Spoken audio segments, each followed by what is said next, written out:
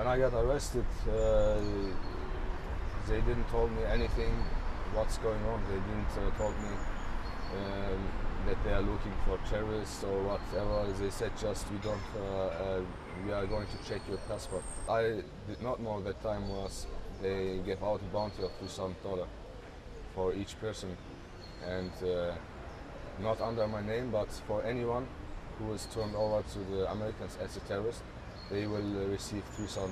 And $3,000 is in Pakistan a lot of money. When I had my first interrogation by the American government during my detention in Pakistan, they asked me if I would know where's Osama bin Laden. They was not interested on me. In Kandahar was happening all kind of things, what you can just imagine under torture. And on myself, I saw many people got killed under torture in Kandahar. So I was one of those who survived those kind of torture. On myself, I used electroshocks because I would not sign papers. I was forced to agree that I'm the member of Taliban and Al-Qaeda, and I said I'm not. Even really, I didn't know at the time what Al-Qaeda used to be. I didn't know about Al-Qaeda anything. So when they asked me about Al-Qaeda and Taliban, I said I'm not a member of them. And they brought me papers, forced me to sign. I refused, and that's why they tortured me they forced me, tried me to sign, make me sign by electroshocks. And another time they forced me by water treatment. It's called waterboarding. It's not underwater boarding. So another time they hang me on chains. I had chains on my hands, and I was hanging on the ceiling. They was pulling me on the ceiling with the chain, and until my feet used to be over the floor. And after a few days, I started to pass out, of course, because in that situation I could not eat or drink, and it was freezing cold. It was during winter time, and I had no clothes on, so I was hanging there for many days. When the interrogator came, they pulled me back down, and he asked me, "Are you going to sign or not?" Every time when I said no, he just made like this, and they put me back up. When they tortured me, if I would be terrorist, I never would agree, because they are torturing me anyway. So what I have to lose? They are torturing me. So when I get beaten by somebody, I will never do in my life, even if they kill me, what they want to. But some other ones maybe do, of course. Of course, there did some people under torture told them a couple of things, but I don't know if it was the truth or lie. But many people are lying, because if they torture, they're asking special questions. So, and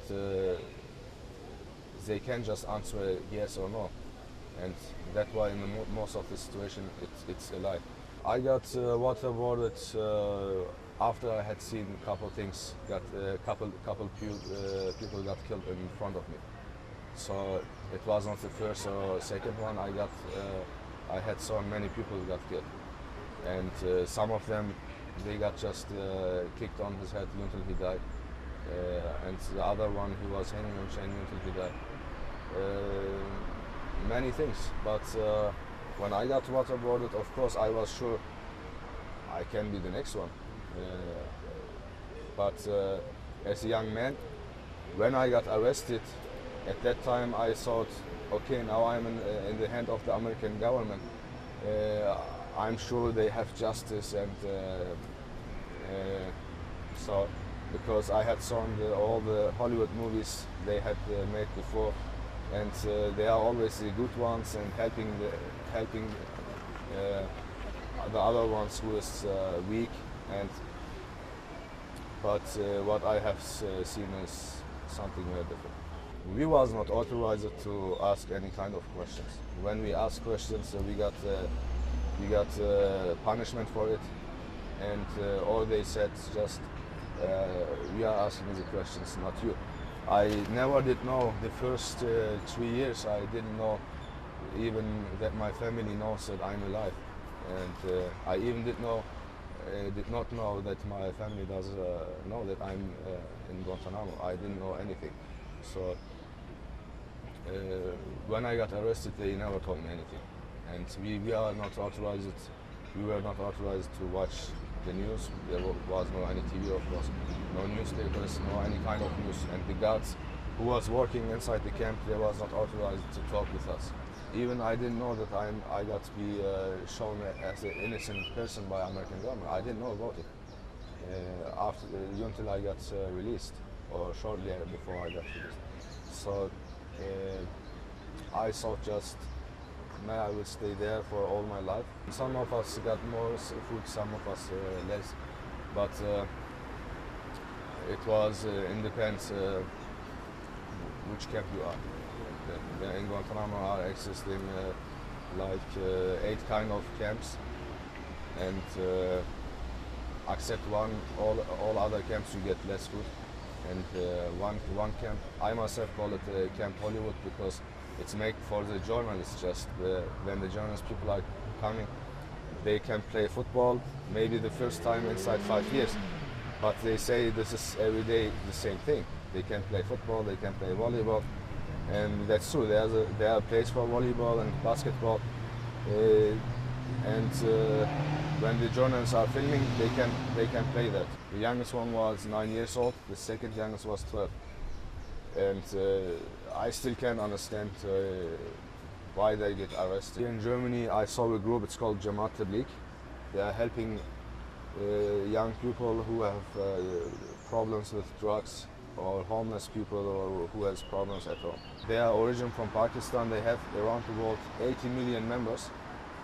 It's I think the biggest Islamic group, and they are non-political, and they are against war, of course, and they are also hated by Al-Qaeda and Taliban because they are against war.